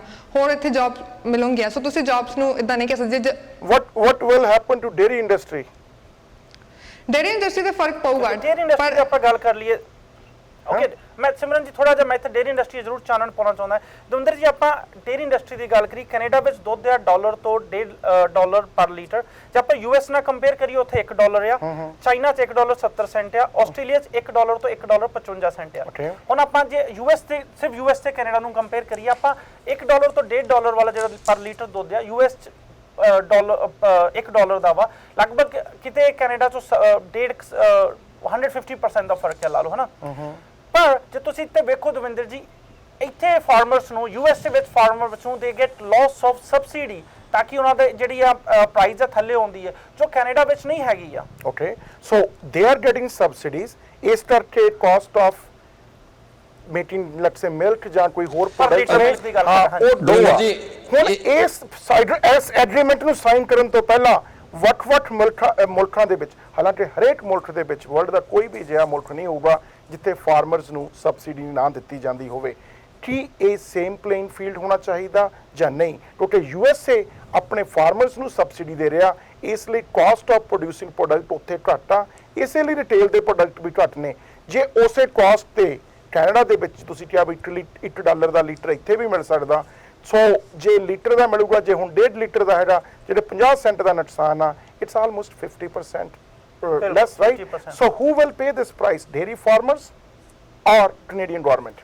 ਦੇਖੋ ਜੇ ਆਪਾਂ ਕੈਨੇਡਾ ਦੀ ਗੱਲ ਕਰੀਏ ਦਵਿੰਦਰ ਜੀ, ਆਪਾਂ ਪੰਜਾਬ ਨਾਲ ਜੇ ਬੈਕ ਰਿਲੇਟ ਕਰਦੇ ਹਾਂ, ਉੱਥੇ ਫਾਰਮਰਸ ਹਮੇਸ਼ਾ ਗਵਰਨਮੈਂਟ ਕੋਲੋਂ ਸਬਸਿਡੀਜ਼ ਇਦਾਂ ਮੰਗਦੇ ਰਹਿੰਦੇ ਆ। ਪਰ ਕੈਨੇਡਾ ਵਿੱਚ ਇੱਕ ਸਪਲਾਈ ਮੈਨੇਜਮੈਂਟ ਨਾਂ ਦੀ ਇਦਾਂ ਯੂਨੀਅਨ ਬਣੀ ਹੋਈ ਆਪਾਂ ਕਹਿ ਸਕਦੇ ਹਾਂ, ਜੋ ਕਿ ਜਿਨ੍ਹਾਂ ਨੇ ਦੁੱਧ ਦਾ ਪ੍ਰਾਈਸ ਰੈਗੂਲੇਟ ਕੀਤਾ ਹੋਇਆ ਵਾ। Stephen Harper is killing that union? ਜੇ ਇਹ ਐਗਰੀਮੈਂਟ ਹੋ ਜਾਂਦਾ, ਐਕਚੁਅਲੀ ਨਾਟ ਕਿਲਿੰਗ ਦਵਿੰਦਰ ਜੀ, ਹੁਣ 5% ਆ, USA 10% ਮੰਗ ਰਿਹਾ ਵਾ, ਤੇ ਇਹ ਨਹੀਂ ਹੈਗਾ ਕਿ 100% ਓਪਨ ਹੋ ਜਾਊਗਾ, ਆਪਣੇ ਕੋਲ ਸਟਿਲ 90% ਹੈਗਾ ਵਿੱਚ। ਪਰ ਹਰਪ੍ਰੀਤ ਜੀ ਆਲਰੇਡੀ ਅਸੀਂ ਮਿਲੀਅਨਸ ਆਫ ਲੀਟਰਸ ਡੇਲੀ ਡੰਪ ਕਰਦੇ ਪਏ ਆ ਦੁੱਧ, ਤੁਸੀਂ ਉਸ ਚੀਜ਼ ਵੱਲ ਵੀ ਧਿਆਨ ਦਿਓ। ਅਸੀਂ ਵੀ ਕੈਨੇਡੀਅਨ ਗਵਰਨਮੈਂਟ ਵੀ ਸਬਸਿਡੀ ਦੇ ਰਹੀ ਹੈ ਡੇਅਰੀ ਫਾਰਮਰਸ ਨੂੰ। ਪਰਮਿੰਦਰ ਜੀ, ਜਿਹੜਾ ਆਪਾਂ ਮਿਲੀਅਨਸ ਆਫ ਲੀਟਰ ਦੁੱਧ ਡੰਪ ਕਰਦੇ ਪਏ ਆ, ਹੁਣ ਤੇ ਆਪ TPP ਐਗਰੀਮੈਂਟ ਨਹੀਂ ਹੈਗਾ, ਕਿਉਂ ਕਰਦੇ ਪਏ ਆ ਤੁਸੀਂ? ਜੇ TPP ਐਗਰੀਮੈਂਟ ਤੇ ਹੀ ਸਾਰਾ ਦੋਸ਼ ਲਾ ਰਹੇ ਜੋ, ਤੇ ਹੁਣ ਤੇ TPP ਐਗਰੀਮੈਂਟ ਵੈਲਿਡ ਨਹੀਂ ਹੈਗਾ, ਕਿਉਂ ਕਰਦੇ ਪਏ ਡੰਪ ਅਸੀਂ? ਸੋ ਇਹੀ ਹਰਪ੍ਰੀਤ ਜੀ ਮੈਂ ਤੁਹਾਨੂੰ ਕਹਿਣ ਦੀ ਕੋਸ਼ਿਸ਼ ਕਰ ਰਿਹਾ, ਇਹੀ ਤਾਂ ਕਹਿਣ ਦੀ ਕੋਸ਼ਿਸ਼ ਕਰ ਰਹੇ ਹਾਂ ਕਿ ਅਗਰ ਅਸੀਂ ਹੁਣ ਹੀ ਡੰਪ ਕਰਦੇ ਪਏ ਹਾਂ ਤੇ ਜਦੋਂ ਟ੍ਰੇਡ ਐਗਰੀਮੈਂਟ ਹੋ ਜਾਊਗਾ, ਜਦੋਂ ਜਿਹੜਾ ਤੁਸੀਂ ਕਹਿੰਦੇ 5% ਕਹਿੰਦੇ ਪਏ ਹੋ, ਉਹ ਵੱਧ ਕੇ ਜੇਕਰ 10% ਦੀ ਸ਼ੇਅਰ ਹੋ ਜਾਊਗਾ ਤੇ ਐਂਡ ਆਫ ਦਾ ਡੇ ਉਹ ਜਿਹੜਾ ਡੰਪਿੰਗ ਅੱਜ ਮਿਲੀਅਨਸ ਆਫ ਲੀਟਰ ਚ ਹੋ ਰਹੀ ਹੈ ਉਹ ਹੋਰ ਜ਼ਿਆਦਾ ਵੱਧ ਜਾਊਗੀ। ਜੇ ਅੱਜ 1 ਮਿਲੀਅਨ ਹੋ ਰਹੀ ਹੈ ਤਾਂ ਕੱਲ ਹੋ ਸਕਦਾ 2 ਮਿਲੀਅਨ ਹੋ ਜਾਵੇ। So basically it won't be viable to be a dairy farmer then, right? ਨਹੀਂ ਦਵਿੰਦਰ ਜੀ ਨਹੀਂ, ਪਰ ਜਿਹੜਾ ਅਸੀਂ ਦੁੱਧ ਡੰਪ ਕਰ ਰਹੇ ਹਾਂ, again we can set up industries to make products from that milk. And ਫਿਰ ਹੁਣ ਕਿਉਂ ਨਹੀਂ ਕਰਦੇ ਪਏ ਹਰਪ੍ਰੀਤ ਜੀ? ਫਿਰ ਹੁਣ ਕਿਉਂ ਨਹੀਂ ਹੋ ਰਿਹਾ? ਫਿਰ ਦੁੱਧ ਦੇ ਰੇਟ ਪੈਣਗੇ। ਦੇਖੋ ਦੁੱਧ ਦੇ ਰੇਟ ਤੇ ਜੇ ਤੁਸੀਂ ਕੈਨੇਡੀਅਨ US ਮਾਰਕੀਟ ਨੂੰ ਅੰਦਰ ਆਉਣ ਦੇਣਾ, ਤੁਹਾਨੂੰ ਜੇ ਕੰਪੀਟ ਕਰਨ ਵਾਸਤੇ ਪ੍ਰੋਬਲਮ ਇਹ ਹੈ ਕਿ ਜਦੋਂ ਆਪਾਂ ਕੈਨੇਡਾ ਵਿੱਚ ਮਿਲਕ ਪ੍ਰੋਡਿਊਸ ਕਰਦੇ ਹਾਂ ਪਰ ਲੀਟਰ ਦਵਿੰਦਰ ਜੀ, ਬਿਕੋਜ਼ ਆਫ ਕੋਲਡ US ਦੇ ਬੇਸ ਸਾਨੂੰ ਕਾਸਟ ਥੋੜੀ ਜੀ ਜ਼ਿਆਦਾ ਪੈਂਦੀ ਹੈ। ਓਕੇ ਹਰਪ੍ਰੀਤ ਜੀ ਇੱਕ ਫੈਕਟ ਮੈਂ ਰੱਖਣਾ ਚਾਹੁੰਦਾ ਇੱਥੇ, ਇੱਕ ਫੈਕਟ ਜਿਹੜਾ ਸਬਸਿਡੀ ਵੀ ਨਹੀਂ ਮਿਲ ਰਹੀ। ਇੱਕ fact I think Harpreet is right. Let me say how the dairy industry works in Canada. So basically individual provinces ਦੇ ਵਿੱਚ ਉਹ ਆਪਣੇ ਇੱਕ ਕੰਟਰੈਕਟ ਦਿੱਤੇ ਗਏ ਨੇ, ਜਿਵੇਂ ਟੈਕਸੀ ਦੀਆਂ ਲਾਇਸੈਂਸ ਪਲੇਟਾਂ ਹੁੰਦੀਆਂ ਨੇ ਉਸੇ ਤਰ੍ਹਾਂ ਦੇ ਉਹ ਕੰਟਰੈਕਟ ਹੁੰਦੇ ਨੇ। ਕਈ ਵਾਰ ਕੀ ਹੁੰਦਾ ਕਿ ਤੁਸੀਂ ਇਸ ਪ੍ਰੋਵਿੰਸ ਦੇ ਵਿੱਚ ਜਦੋਂ ਤੁਸੀਂ ਡੇਅਰੀ ਫਾਰਮ ਦੇ ਵਿੱਚ ਮਿਲਕ ਪ੍ਰੋਡਿਊਸ ਕਰਦੇ ਹੋ ਤਾਂ ਫਾਰਮਰਸ ਦੇ ਕੋਲੇ ਕੰਟਰੈਕਟ ਹੁੰਦਾ ਕਿ ਤੁਸੀਂ ਇੰਨਾ ਲੀਟਰ ਮਿਲਕ ਹੀ ਪ੍ਰੋਡਿਊਸ ਕਰ ਸਕਦੇ ਹੋ, ਇੰਨੇ ਹੀ ਐਨੀਮਲਸ ਰੱਖ ਸਕਦੇ ਹੋ। Same applies to the poultry industry, same applies to the other, they are controlled industries. So ਉਸ ਇੰਡਸਟਰੀ ਦੇ ਮੁਤਾਬਕ ਕਈਆਂ ਨੂੰ ਜਿਵੇਂ ਕਹਿੰਦੇ ਹੁੰਦੇ ਕੋਟੇ ਮਿਲੇ ਹੋਏ ਨੇ, ਉਹ ਕੋਟਿਆਂ ਦੇ ਅਨੁਸਾਰ ਹੀ ਉਹ ਡੇਅਰੀ ਫਾਰਮਰ ਬਣਾਉਂਦੇ ਨੇ। ਹਰਪ੍ਰੀਤ ਜੀ ਦੀ ਮੈਂ ਗੱਲ ਨਾਲ ਸਹਿਮਤ ਹਾਂ ਕਿ ਸਾਨੂੰ ਹੁਣ ਉੱਥੇ ਵੀ ਗੱਲ ਨਜ਼ਰ ਮਾਰਨੀ ਪਊਗੀ। ਜੇ ਕੋਟੇ ਜ਼ਿਆਦਾ ਦਿੱਤੇ ਹੋਏ ਨੇ ਤਾਂ ਇਹਦੇ 'ਚ ਗੌਰਮੈਂਟ ਦਾ ਕੋਈ ਕਸੂਰ ਨਹੀਂ, ਜੇ ਡਿਮਾਂਡ ਸਪਲਾਈ ਦਾ ਗੈਪ ਨਹੀਂ, ਜੇ ਤੁਸੀਂ $1 ਮਿਲੀਅਨ ਅੱਜ ਥਰੋ ਕਰ ਰਹੇ ਹੋ ਤੇ ਜੇ ਕੱਲ ਨੂੰ USA ਦੇ ਜਦੋਂ ਇੱਥੇ ਮਿਲਕ ਆਊਗਾ for less price then I think farmers have to compete. ਪਰ ਹੁਣ ਦੂਜੇ ਪਾਸੇ ਕੁਐਸਚਨ ਆ ਕਿ ਡੇਅਰੀ ਇੰਡਸਟਰੀ ਦੇ ਵਿੱਚੋਂ ਹੁਣ ਜੇ ਕੈਨੇਡਾ ਦੇ ਵਿੱਚ ਕਾਸਟ ਆਫ ਮੇਕਿੰਗ ਮਿਲਕ ਜ਼ਿਆਦਾ ਆ, so either we should give up or we should start working for auto industry, ਜਿੱਥੇ ਤੁਸੀਂ ਕਹਿੰਦੇ ਹੋ ਕਿ ਸਾਨੂੰ ਇੰਡਸਟਰੀ ਦੇ ਵਿੱਚ ਜਾਂ ਮੈਨੂਫੈਕਚਰਿੰਗ ਇੰਡਸਟਰੀ ਦੇ ਵਿੱਚ ਜ਼ਿਆਦਾ ਫਾਇਦਾ ਹੋਊਗਾ। ਪਰ ਇੱਕ ਇੰਡਸਟਰੀ ਨੂੰ ਬਚਾਉਣ ਦੇ ਲਈ ਦੂਜੀ ਨੂੰ ਹਟ ਕਰਨਾ ਇਹ ਜਾਇਜ਼ ਹੈ ਜਾਂ ਨਹੀਂ? ਦਵਿੰਦਰ ਜੀ ਬਿਲਕੁਲ ਵੀ ਜਾਇਜ਼ ਨਹੀਂ ਹੈਗਾ। ਤੁਸੀਂ ਜਿਹੜੀ ਡੇਅਰੀ ਫਾਰਮਿੰਗ ਦੀ ਗੱਲ ਕੀਤੀ ਹੈ, ਮੈਂ ਉਹਦੇ ਬਾਰੇ ਵੀ ਇੱਕ ਪੁਆਇੰਟ ਰੱਖਣਾ ਚਾਹੁੰਦਾ ਕਿ ਕੈਨੇਡੀਅਨ ਗਵਰਨਮੈਂਟ ਵੀ ਜਿਹੜੇ ਆ ਸਬਸਿਡੀਜ਼ ਦੇ ਰਹੀਆਂ ਫਾਰਮਰਸ ਨੂੰ, ਸੋ ਉਸ ਚੀਜ਼ ਦਾ ਵੀ ਸਾਨੂੰ ਧਿਆਨ ਰੱਖਣਾ ਹੈ। ਸਬਸਿਡੀ ਦੇਣ ਤੋਂ ਬਾਅਦ ਜੋ ਪ੍ਰਾਈਸ ਸਾਨੂੰ ਮਾਰਕੀਟ ਦੇ ਵਿੱਚ ਮਿਲਦੀ ਪਈ ਆ ਉਹ ਆ, ਤੇ ਜੇ ਅਸੀਂ ਇਹ ਇੰਟਰਨੈਸ਼ਨਲ ਮਾਰਕੀਟ ਦੇ ਵਿੱਚ ਕੰਪੀਟ ਕਰਨਾ ਪਿਆ ਤੇ ਸ਼ਾਇਦ ਸਬਸਿਡੀ ਦਾ ਜਿਹੜਾ ਰੇਟ ਹੈਗਾ ਉਹ ਵਧਾਉਣਾ ਵੀ ਪੈ ਸਕਦਾ ਆ ਅਗਰ ਅਸੀਂ ਉਹੀ ਪ੍ਰਾਈਸ ਦੇ ਨਾਲ ਕੰਪੀਟ। ਨਹੀਂ, ਆਰ ਯੂ ਸੇਇੰਗ ਕਿ ਸਬਸਿਡੀ ਕੈਨੇਡਾ 'ਚ ਮਿਲਦੀ? ਹਾਂਜੀ ਬਿਲਕੁਲ ਬਿਲਕੁਲ ਬਿਲਕੁਲ ਹਰਪ੍ਰੀਤ ਜੀ, ਬਿਲਕੁਲ ਹਰਪ੍ਰੀਤ ਜੀ ਮਿਲਦੀ ਪਈ। ਹਰਪ੍ਰੀਤ ਜੀ ਜਦੋਂ one second, let me correct you, ਜੀ okay, go ahead, you talk. Harpreet ji ਜਦੋਂ ਇਹ ਖਬਰ ਆਈ ਸੀ ਕਿ ਕੈਨੇਡੀਅਨ ਓਨਟਾਰੀਓ ਦੇ ਵਿੱਚ ਖਾਸ ਤੌਰ ਤੇ ਮਿਲੀਅਨਸ ਆਫ ਲੀਟਰ ਜਿਹੜਾ ਅਸੀਂ ਦੁੱਧ ਹੈਗਾ ਉਹ ਡੰਪ ਕਰਦੇ ਪਏ ਆ, ਉਸ ਟਾਈਮ ਦੇ ਉੱਤੇ ਇਹ ਸਵਾਲ ਉੱਠੇ ਸੀਗੇ ਕਿ ਜਿਹੜੇ ਡੇਅਰੀ ਫਾਰਮਿੰਗ ਨੂੰ ਸਬਸਿਡੀ ਦਿੱਤੀ ਜਾ ਰਹੀ ਆ ਅਸੀਂ ਉਸ ਨੂੰ ਬੰਦ ਕਰ ਦਿੰਨੇ ਆ ਤੇ ਜਿਹੜਾ ਦੁੱਧ ਇਹ ਪ੍ਰੋਡਿਊਸ ਕਰਦੇ ਪਏ ਉਹਨੂੰ ਕਿਸੇ ਨਾ ਕਿਸੇ ਤਰੀਕੇ ਯੂਟਿਲਾਈਜ਼ ਕਰਨ ਦੀ ਕੋਸ਼ਿਸ਼ ਕਰਦੇ ਆ। ਬਟ ਅਜੇ ਤੱਕ ਉਹਦੇ ਬਾਰੇ ਕੋਈ ਵੀ ਅਪਡੇਟ ਜਿਹੜੀ ਹੈਗੀ ਆ ਉਹ ਅਜੇ ਤੱਕ ਨਹੀਂ ਆਈ ਹੈਗੀ। ਸੋ ਕੁਐਸਚਨਸ ਅਰਾਈਜ਼ ਹੋ ਰਹੇ ਆ ਕਿ ਹਾਂਜੀ ਅਸੀਂ ਜਿਹੜਾ ਜ਼ਰੂਰਤ ਤੋਂ ਜ਼ਿਆਦਾ ਦੁੱਧ ਪ੍ਰੋਡਿਊਸ ਕਰਦੇ ਹਾਂ, ਪਰ ਇੱਥੇ ਕੁਐਸਚਨ ਜਿਹੜਾ ਹੈਗਾ ਡਿਮਾਂਡ ਐਂਡ ਸਪਲਾਈ ਦਾ ਹੈਗਾ ਆ। ਸੋ ਜਿੰਨੀ ਡਿਮਾਂਡ ਆ ਰਹੀ ਆ ਮਾਰਕੀਟ ਦੇ ਵਿੱਚ ਉਹ ਸਪਲਾਈ ਕੀਤੀ ਜਾ ਰਹੀ ਹੈ। ਔਰ ਇੱਕ ਚੀਜ਼ ਹੋਰ ਵੀ ਹੈਗੀ ਹੈ ਕਿ ਅਸੀਂ ਇੱਕ ਲਿਮਿਟੇਸ਼ਨ ਵੀ ਹੈਗੀ ਹੈ ਕਿ ਅਸੀਂ ਬਹੁਤ ਜ਼ਿਆਦਾ ਐਕਸਪੋਰਟ ਵੀ ਨਹੀਂ ਕਰ ਸਕਦੇ ਇਸ ਚੀਜ਼ ਨੂੰ, ਕਿਉਂਕਿ ਆਲਰੇਡੀ ਇੰਟਰਨੈਸ਼ਨਲ ਮਾਰਕੀਟ ਦੇ ਵਿੱਚ ਜਿੱਦਾਂ ਮੈਂ ਨਿਊਜ਼ੀਲੈਂਡ ਦਾ ਐਗਜ਼ਾਮਪਲ ਦਿੱਤਾ ਆਲਰੇਡੀ ਉਹ ਮਿਲਕ ਪ੍ਰੋਡਿਊਸਿੰਗ ਕੰਟਰੀ ਹੈਗਾ। Parminder Singh ji, if we get access to other items in other 12 countries, so ਇਸ ਦੇ ਵਿੱਚ ਹਰਜ ਵੀ ਕੀ ਆ ਦਵਿੰਦਰ ਜੀ? So if you are getting the access to other countries where you're not going to sell any product, ਜਦੋਂ ਅਸੀਂ Harper ਸਾਹਿਬ ਨੂੰ blame ਕਰਦੇ ਹਾਂ ਕਿ ਇੱਕੋ ਹੀ ਇੰਡਸਟਰੀ ਤੇ ਡਿਪੈਂਡ ਕਰਦੇ ਰਹਿੰਦੇ ਨੇ, ਜੇ ਉਹ ਇੰਡਸਟਰੀ ਥੱਲੇ ਜਾਂਦੀ ਹੈ ਸਾਰੇ ਜੌਬ ਲਾਸ ਵੀ ਹੁੰਦੇ ਨੇ, ਇਕਨੋਮੀ ਤੇ ਵੀ ਬਰਡਨ ਆਉਂਦਾ। ਪਰ if you are just going to make it multi-sector industry, what is the harm?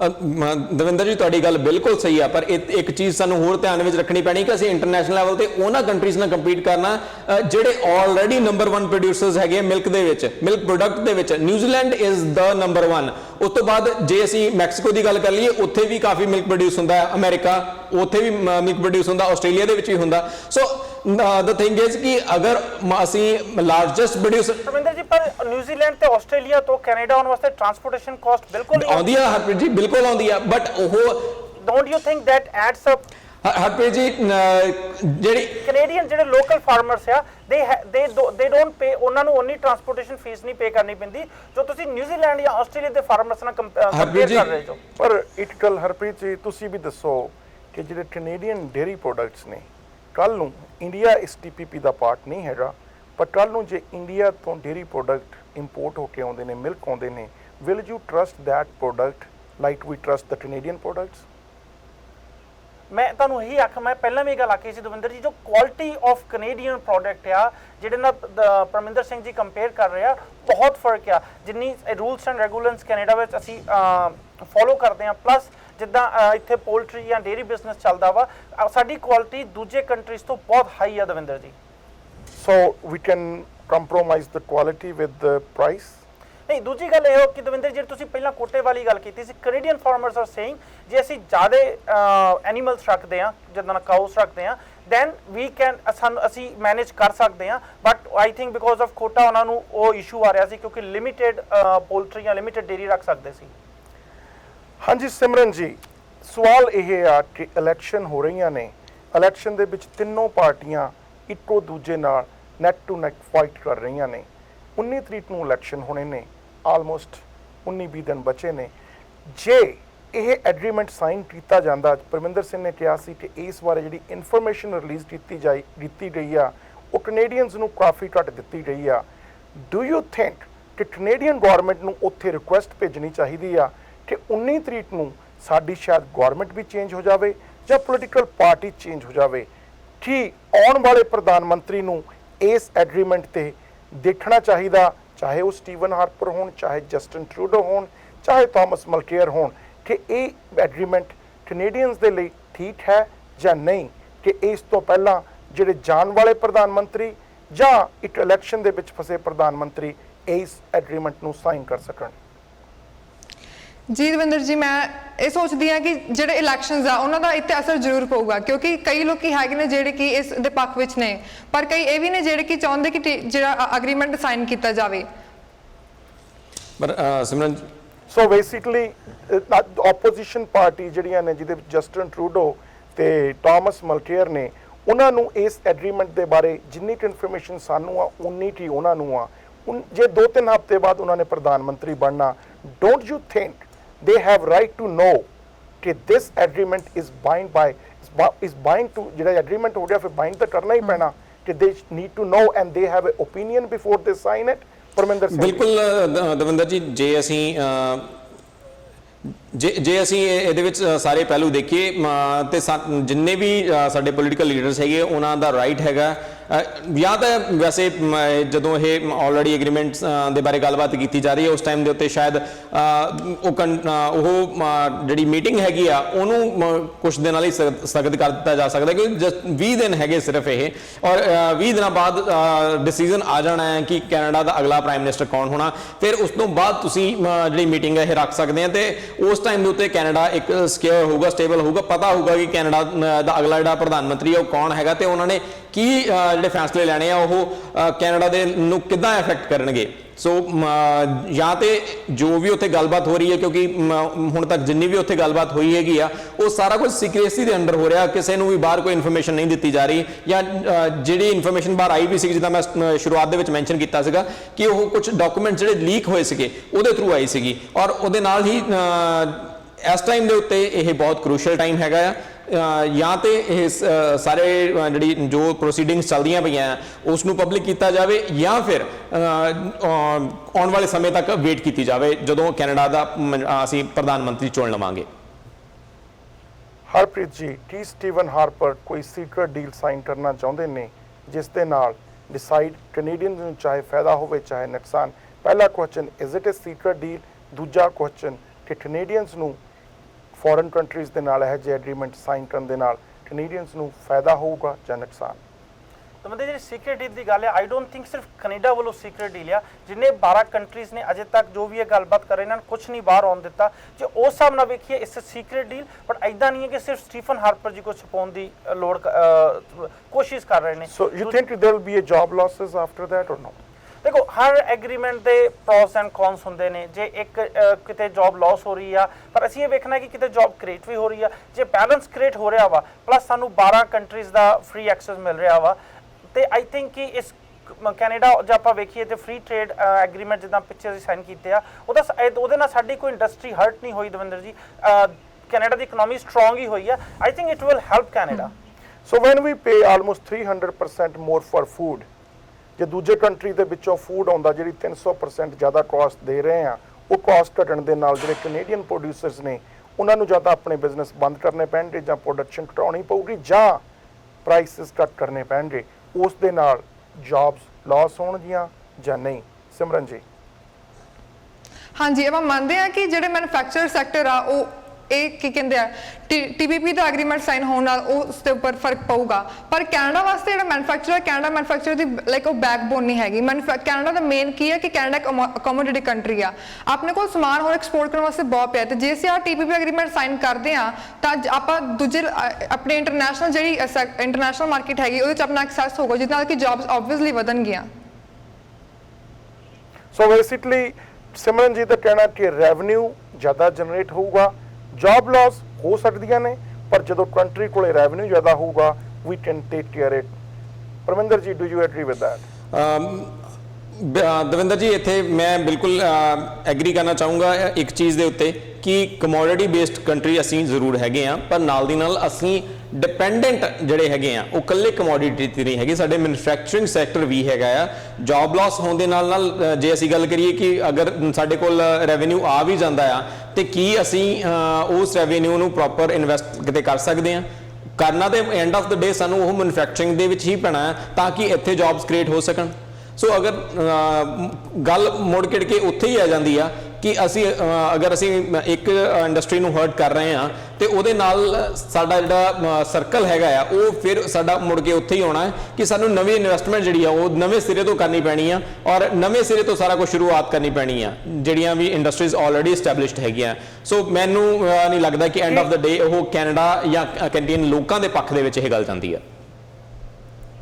ਜਦੋਂ ਗੱਲ cost of doing business in Canada ਦੀ ਕੀਤੀ ਜਾਵੇ, ਅਸੀਂ ਸਾਰੇ ਜਾਣਦੇ ਹਾਂ ਕਿ cost of doing business in Canada is far high compared to other 10 countries, country like China or India or Argentina or Chile, ਬਿਲਕੁਲ। right?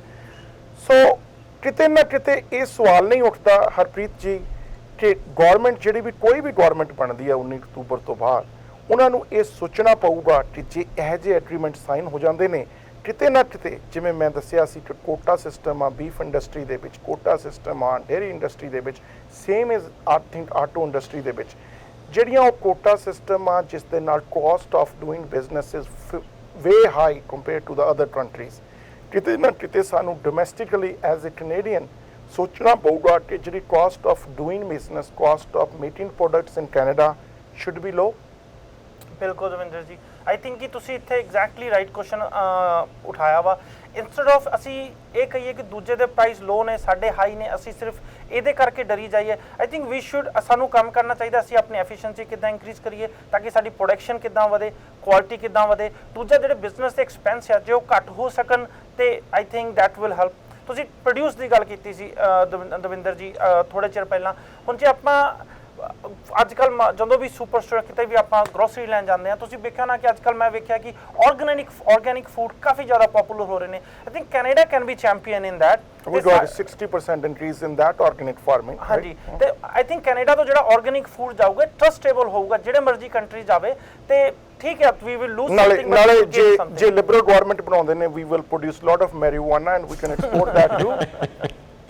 ਉਹਨੇ ਐਕਸਪੈਕਟ ਕਰੂਗਾ ਉਹਨਾਂ ਮੈਰਿਜੂਆਨਾ ਲੈਣੀ ਹੈ ਕਿ ਬਿਲਕੁਲ ਜੀ। ਆਈ ਥਿੰਕ ਜਸਟਿਨ ਟਰੂਡੋ ਵੀ ਆਲਰੇਡੀ ਅਨਾਉਂਸ ਕਰ ਚੁੱਕੇ ਹੈ ਕਿ ਜਿੰਨੀ ਜਲਦੀ ਹੋ ਸਕਦਾ ਉਸ ਮੈਰਿਜੂਆਨਾ ਨੂੰ ਲੀਗਲਾਈਜ਼ ਕਰਨ ਦੀ ਗੱਲ ਕਰਨਗੇ। So basically we have a market here. If we don't have enough market, we can use TPP. So Justin Trudeau shouldn't be opposing it. ਕਿਉਂ ਹਰਪ੍ਰੀਤ ਜੀ? ਦੇਖੋ ਜਸਟਿਨ ਟਰੂਡੋ ਜੀ ਦਾ TPP ਤੇ ਮੈਨੂੰ ਅਜੇ ਤੱਕ ਪਹਿਲੂ ਨਹੀਂ ਪਤਾ। ਦੂਜਾ ਮੈਨੂੰ ਲੱਗਦਾ ਜਿਸ ਹਿਸਾਬ ਨਾਲ ਕੰਜ਼ਰਵੇਟਿਵ ਕੰਮ ਕਰ ਰਹੀ ਹੈ, ਸ਼ਾਇਦ ਕੋਸ਼ਿਸ਼ ਇਹ ਹੈ ਕਿ 19 ਅਕਤੂਬਰ ਤੋਂ ਪਹਿਲਾਂ TPP ਸਾਈਨ ਹੋ ਜਾਏ। ਪਰ ਜੇ ਵੇਖਿਆ ਜਾਵੇ ਤਾਂ ਮੈਂ ਤੁਹਾਡੀ ਉਸ ਗੱਲ ਨਾਲ ਐਗਰੀ ਹੈ ਕਿ ਆਈ ਥਿੰਕ ਸਟੀਫਨ ਹਾਰਪਰ ਜੀ ਨੂੰ ਇਸ time if he has to request or he has to ਆਪਣਾ ਇੱਕ ਪੇਸ਼ ਕਰਨਾ ਪਵੇ ਆਪਣੇ ਵੱਲੋਂ TPP ਕਮੇਟੀ ਨੂੰ ਦੱਸਣਾ ਪਵੇ ਕਿ ਵੇਟ ਕਰੋ ਸਾਡੇ ਇਲੈਕਸ਼ਨ ਆ, ਉਹ ਬੈਟਰ ਪੱਖ ਆ ਕਿ ਐਗਰੀਮੈਂਟ ਸਾਈਨ ਹੋਣ ਦੇ ਨਾਲ ਇਲੈਕਸ਼ਨ ਦੇ ਆਊਟਕਮ ਤੇ ਫਰਕ ਪੈ ਸਕਦਾ। ਜੇ ਫਰਕ ਪਊਗਾ ਕਿਹੜੀ ਪਾਰਟੀ ਨੂੰ ਫਾਇਦਾ, ਕਿਹੜੀ ਪਾਰਟੀ ਨੂੰ ਨੁਕਸਾਨ ਹੋਊਗਾ? ਹਰਪ੍ਰੀਤ ਜੀ ਦਵਿੰਦਰ ਜੀ ਦੇਖੋ ਇਲੈਕਸ਼ਨ ਦਾ ਆਊਟਕਮ ਤਾਂ ਬਿਲਕੁਲ ਫਰਕ ਪਊਗਾ। ਜਿਹੜੇ ਫਾਰਮਰਸ ਨੇ ਉਹ ਤਾਂ ਆਲਰੇਡੀ ਕਹਿ ਰਹੇ ਨੇ ਕਿ ਉਹ ਬਾਈਕਾਟ ਕਰਨਗੇ conservative. So they'll vote for other than conservative. ਹਾਂਜੀ, ਤੇ ਕੰਜ਼ਰਵੇਟਿਵ ਨੂੰ ਵੋਟ ਕੌਣ ਪਾਉਣਗੇ? ਕੰਜ਼ਰਵੇਟਿਵ ਜਿਹੜੀ ਹੁਣ ਕੁਝ ਮੈਨੂਫੈਕਚਰਿੰਗ ਇੰਡਸਟਰੀ ਨੂੰ ਤਾਂ ਫਾਇਦਾ ਹੋਣਾ ਹੀ ਹੋਣਾ। ਹਾਂਜੀ, ਕੁਝ ਮੈਨੂਫੈਕਚਰਿੰਗ ਇੰਡਸਟਰੀ ਜਿਹੜੇ ਲੋਕ ਨੇ ਉਹ ਵੋਟ ਪਾਉਣਗੇ, ਪਰ ਸ਼ਾਇਦ ਜੇ ਆਪਾਂ ਉਦਾਂ ਵੇਖੀਏ ਤੇ ਕੰਜ਼ਰਵੇਟਿਵ ਨੂੰ ਨੁਕਸਾਨ ਹੋਣ ਦੇ ਜ਼ਿਆਦਾ। Why? Because mostly Canadians are consumers. So ਜੇ Canadians consumer ਨੇ ਤਾਂ consumer ਦੇ prices ਘਟਣਗੇ। ਤਾਂ ਸਿਮਰਨ ਜੀ, do you agree ਕਿ ਇਸ TPP ਤੇ ਸਾਈਨ ਕਰਨ ਦੇ ਨਾਲ ਸਭ ਤੋਂ ਵੱਧ ਫਾਇਦਾ ਕੰਜ਼ਰਵੇਟਿਵ ਪਾਰਟੀ ਨੂੰ ਹੋਊਗਾ? ਹਾਂਜੀ, ਕਿਉਂਕਿ ਜਿਵੇਂ ਆਪਾਂ ਗੱਲ ਕੀਤੀ ਕੰਜ਼ਿਊਮਰ ਤੇ ਜਿਹੜਾ ਕਿ ਉਹ ਮੇਨ ਪਾਰਟ ਆ ਕੰਟਰੀ ਦਾ, ਤੇ ਇਸ ਨਾਲ ਆਪਾਂ ਜੇ ਦੇਖਿਆ ਜਾਵੇ ਤਾਂ ਕੰਜ਼ਿਊਮਰ ਨੂੰ ਸਭ ਤੋਂ ਜ਼ਿਆਦਾ ਫਾਇਦਾ ਹੋਊਗਾ ਕਿਉਂਕਿ ਉਹਨਾਂ ਨੂੰ ਸਾਰੀਆਂ ਚੀਜ਼ਾਂ ਕੰਟਰੀ ਵਿੱਚ ਸਸਤੀਆਂ ਮਿਲਣਗੀਆਂ। ਜੇ ਜਾਪਾਨ ਦੀ ਗੱਲ ਕੀਤੀ ਜਾਵੇ ਤਾਂ ਉੱਥੋਂ ਦੇ ਉਹਨਾਂ ਨੂੰ ਕਾਰਸ ਦੇ ਪਾਰਟਸ ਜਾਂ ਕਾਰ ਸਸਤੀਆਂ ਆਪਣੇ ਕੰਟਰੀ 'ਚ ਇੰਪੋਰਟ ਹੋ ਕੇ ਆਉਣਗੇ ਤਾਂ ਉਹਨੂੰ ਸਸਤੀਆਂ ਮਿਲਣਗੀਆਂ ਤੇ ਹੋਰ ਚੀਜ਼ਾਂ ਦਾ ਵੀ ਜਿਹੜਾ ਰੇਟ ਕਾਫੀ ਘੱਟ ਜਾਊਗਾ। ਸੋ ਇਸ ਕਰਕੇ ਜਿਹੜਾ ਕੰਜ਼ਿਊਮਰ ਜਿਹੜਾ ਮੇਨ ਆਪਣਾ ਸੈਕਟਰ ਆ ਕੈਨੇਡਾ ਦਾ, ਜਿਹੜੇ ਮੇਨ ਪਾਰਟ ਵੋਟਸ ਜਿਹੜਾ ਕਿ ਉਹਨਾਂ ਦਾ ਮੈਟਰ ਹੁੰਦਾ ਆ ਹਨਾ, ਉਹਨਾਂ ਦਾ ਆਬਵੀਅਸਲੀ ਜਿਹੜੀ ਇਲੈਕਸ਼ਨਸ ਆ ਕੰਜ਼ਰਵੇਟਿਵ ਪਾਰਟੀ ਵੱਲ ਜਿਹੜੀਆਂ ਜ਼ਿਆਦਾ ਹੋਣ ਕਿਉਂਕਿ ਕੰਜ਼ਿਊਮਰਸ ਦੇ ਪੱਖ ਵਿੱਚ ਇਹ ਫੈਸਲਾ ਹੋਵੇਗਾ।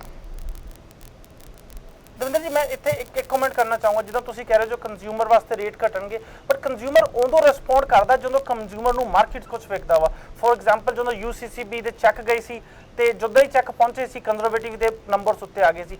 ਇਸ ਟਾਈਮ ਜੇ ਸਾਈਨ ਵੀ ਹੋਊਗਾ ਐਗਰੀਮੈਂਟ, ਕੰਜ਼ਿਊਮਰ ਨੂੰ ਮਾਰਕੀਟ ਵਿੱਚ ਵੇਖਣ ਨੂੰ ਨਹੀਂ ਮਿਲੂਗਾ ਤੇ ਉਹ ਸ਼ਾਇਦ ਉਹਦੇ ਕਰਕੇ ਮੈਂ ਕਹਿ ਰਿਹਾ ਕਿ ਕੰਜ਼ਰਵੇਟਿਵ ਨੂੰ ਸ਼ਾਇਦ ਪ੍ਰੋਫਿਟ ਨਾ ਵਿਖੇ ਤੇ ਜਿਹੜਾ ਫਾਇਦਾ ਕੀ ਹੋਊਗਾ? ਦਵਿੰਦਰ ਜੀ ਮੈਂ ਇੱਥੇ ਕਹਿਣਾ ਚਾਹੂੰਗਾ, ਮੈਨੂੰ ਨਹੀਂ ਲੱਗਦਾ ਕਿ ਇਸ ਟਾਈਮ ਦੇ ਉੱਤੇ ਜਿਹੜਾ ਫਾਇਦਾ ਹੈਗਾ ਉਹ ਕੰਜ਼ਰਵੇਟਿਵ ਪਾਰਟੀ ਨੂੰ ਹੋਊਗਾ, ਉਲਟਾ ਸ਼ਾਇਦ ਨੁਕਸਾਨ ਹੋ ਸਕਦਾ ਆ, ਕਿਉਂਕਿ ਸਾਨੂੰ ਬਾਕੀ ਦੋਨੋਂ ਪਾਰਟੀਆਂ ਦੇ ਜਿਹੜੇ ਇਸ ਚੀਜ਼ ਨੂੰ ਪਰਮਿੰਦਰ ਸਿੰਘ ਜੀ ਨੁਕਸਾਨ ਕੌਣ ਕਰੂਗਾ? ਥਾਮਸ ਮਲਕੇਰ ਤੇ ਜਸਟਨ ਟਰੂਡੋ ਤਾਂ ਇਸ ਬਾਰੇ ਬੋਲ ਵੀ ਨਹੀਂ ਰਹੇ। ਇਹੀ ਤਾਂ ਪੁਆਇੰਟ ਹੈਗਾ ਦਵਿੰਦਰ ਜੀ ਕਿ ਅਜੇ ਤੱਕ ਸਾਨੂੰ ਦੋਨੋਂ ਹੀ ਪਾਰਟੀਆਂ, ਦੋਨੋਂ ਵਿਰੋਧੀ ਪਾਰਟੀਆਂ ਹੋ ਰਹੇ ਨਾ ਦੋਨੋਂ, ਪਰ ਜੇ ਕੰਜ਼ਰਵੇਟਿਵ ਨੂੰ ਡੈਵਲ ਸਮਝਦੇ ਵੀ ਨੇ ਵੋਟਰਸ, ਜਿਹੜੇ ਮੈਂ ਤੁਹਾਡੀ ਗੱਲ ਮੰਨ ਵੀ ਲਵਾਂ, ਤਾਂ ਜਿਹੜੇ ਦੂਜੇ ਪਾਸੇ ਆ ਕਹਿੰਦੇ ਖੂਹ ਤੋਂ ਖਾਈ ਚ ਡਿੱਗੀ ਉਹੀ ਕੰਮ ਨਾ ਹੋ ਜਾਵੇ। ਉਹ ਦੋਨੇ ਲੀਡਰਾਂ ਨੇ ਹਜੇ ਤੱਕ ਆਪਣੀ ਰਾਏ ਨਹੀਂ ਦਿੱਤੀ ਹੈ। ਦਵਿੰਦਰ ਜੀ ਰਾਏ ਉਹ ਤਾਂ ਦੇਣ ਨਾ, ਰਾਏ ਤਾਂ ਉਹ ਤਾਂ ਦੇਣ ਜਦੋਂ ਉਹਨਾਂ ਨੂੰ ਪਤਾ ਹੋਵੇ ਕਿ ਇਹ ਪਾਈਪ ਜਿਹੜੀ ਇਹ ਟ੍ਰਾਂਸ ਪੈਸੀਫਿਕ ਪਾਰਟਨਰਸ਼ਿਪ ਹੈਗੀ ਹੈ, ਇਹਦੇ ਚ ਕੀ ਰਿਹਾ ਆ। ਉਹਨਾਂ ਕੋਲ ਤੇ ਇਨਫੋਰਮੇਸ਼ਨ ਹੀ ਨਹੀਂ ਹੈਗੀ। ਕੰਜ਼ਰਵੇਟਿਵ ਇੰਨੀ ਕਹਿ ਰਹੀ ਗੱਲ, I think as a leader Justin Trudeau and Thomas Mulcair ji ਨੂੰ ਆਪਣਾ ਜੋ ਵੀ ਉਹਨਾਂ ਦਾ ਵਿਊ ਆ ਕਲੀਅਰ ਕਰਨਾ ਚਾਹੀਦਾ, ਤਾਂ ਕਿ ਵੋਟਰਸ ਨੂੰ ਪਤਾ ਲੱਗੇ ਕਿ ਇਹਨਾਂ ਦੀ ਲਿਬਰਲ ਔਰ NDP ਪਾਲਿਸੀ ਕੀ ਹੈ TPP ਬਾਰੇ। ਆਈ ਅੰਡਰਸਟੈਂਡ ਉਹਨਾਂ ਨੂੰ ਕਾਫੀ ਕੁਝ ਨਹੀਂ ਪਤਾ, ਪਰ ਜਿੰਨਾ ਕੁਝ ਪਤਾ ਉਹਦੇ ਹਿਸਾਬ ਨਾਲ ਉਹ ਆਪਣੀ ਸਟੇਟਮੈਂਟ ਤੇ ਦੇ ਸਕਦੇ ਆ ਨਾ। ਐਗਜ਼ੈਕਟਲੀ, ਜੇ ਪ੍ਰਧਾਨ ਮੰਤਰੀ ਬਣਨਾ they can take a side.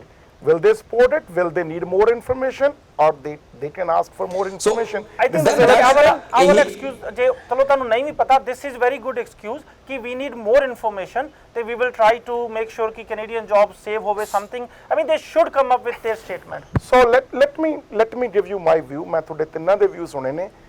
I think I agree with Simran ਕਿ ਇਸ ਜੇ TPP agreement sign ਹੋ ਜਾਂਦਾ before elections, ਸਭ ਤੋਂ ਵੱਧ ਫਾਇਦਾ ਕੰਜ਼ਰਵੇਟਿਵ ਪਾਰਟੀ ਨੂੰ ਹੀ ਹੋਊਗਾ, ਕਿਉਂਕਿ conservative party is behind it. So if they want to bring it before the election, they can use a tactic. ਜੇ ਉਹਨਾਂ ਨੂੰ ਨੁਕਸਾਨ ਹੁੰਦਾ ਕੋਈ ਪੋਲ ਆ ਰਹੇ ਹੁੰਦੇ ਕੈਨੇਡੀਅਨਸ ਤੋਂ ਪੁੱਛਣ ਤੋਂ ਬਾਅਦ ਕਿਸ ਦਾ ਨੁਕਸਾਨ ਹੋਊਗਾ, ਸੋ ਬੇਸਿਕਲੀ ਚਾਹੇ ਇੰਟਰਨੈਸ਼ਨਲ ਪ੍ਰੋਟੋਕੋਲ ਆ ਡਿਵੈਲਪ ਕੰਟਰੀਜ਼ ਦੇ ਵਿੱਚ ਕਿ ਜੇ ਐਗਰੀਮੈਂਟ ਸਾਈਨ ਕਰਨਾ ਤਾਂ ਇਸ ਦਿਨਾਂ ਵਿੱਚ ਹੀ ਕੀਤਾ ਜਾਊਗਾ, ਨਹੀਂ ਤਾਂ it will be delayed for ਫਿਊ more years. ਜੇ ਕੰਜ਼ਰਵੇਟਿਵ ਚਾਹਣ ਤਾਂ ਉਹਨਾਂ ਨੂੰ ਉਹ ਡਿਲੇ ਟੈਕਨੀਕ ਯੂਜ਼ ਕਰ ਸਕਦੇ ਨੇ। ਪਰ ਕਿਤੇ ਨਾ ਕਿਤੇ ਕੰਜ਼ਰਵੇਟਿਵ ਪਾਰਟੀ ਦੇ ਲੀਡਰਸ ਨੂੰ ਇਸ ਗੱਲ ਦਾ ਪਤਾ ਕਿ ਜੇ consumer open market, free trade market ਦੇ ਵਿੱਚ ਬਲੀਵ ਕਰਦੇ ਨੇ, ਜਿੰਨਾ ਜਿਹੜੀ ਸਹਿਮਤੀ ਜਾਂ ਜਿੰਨਾ ਸਤਿਕਾਰ ਉਹਨਾਂ ਨੇ ਨੈਫਟਾ ਨੂੰ ਦਿੱਤਾ ਸੀ, ਉਨਾ ਹੀ ਕਿਸੇ ਨਾ ਕਿਸੇ ਤਰੀਕੇ ਨਾਲ TPP ਨੂੰ ਵੀ ਦੇ ਸਕਦੇ ਨੇ। ਜਦੋਂ ਕਿ ਇਹ ਐਗਰੀਮੈਂਟ ਸਾਈਨ ਹੋਣ ਦੇ ਨਾਲ consumer will pay less. I think this is how the Canadians believe it. Canadians believe in free market. ਜਿੱਥੇ ਰਿਸਟ੍ਰਿਕਸ਼ਨ ਲੱਗੀਆਂ ਹੁੰਦੀਆਂ ਨੇ, ਕਈ ਵਾਰ ਗਵਰਨਮੈਂਟ ਤੋਂ ਹਟਾਉਣੀਆਂ ਮੁਸ਼ਕਲ ਹੁੰਦੀਆਂ ਨੇ।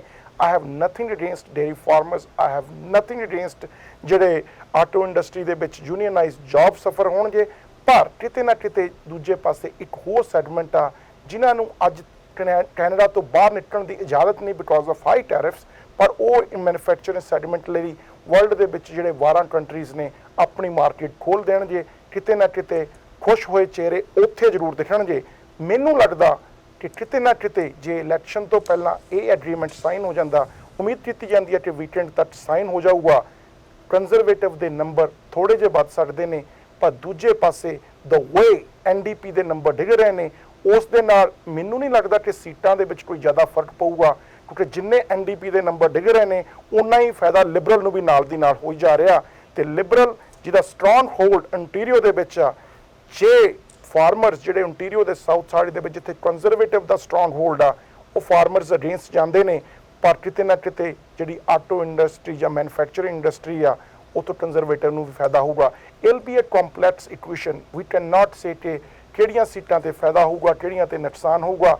ਪਰ overall I think Conservative Party has an edge over other parties because they don't have information to their credit. So they can say we don't have information and we cannot ask because ਹੁਣ ਜਿਹੜਾ time limit ਆ ਉਹ ਕਾਫੀ ਘੱਟ ਆ sign ਕਰਨ ਤੋਂ ਪਹਿਲਾਂ।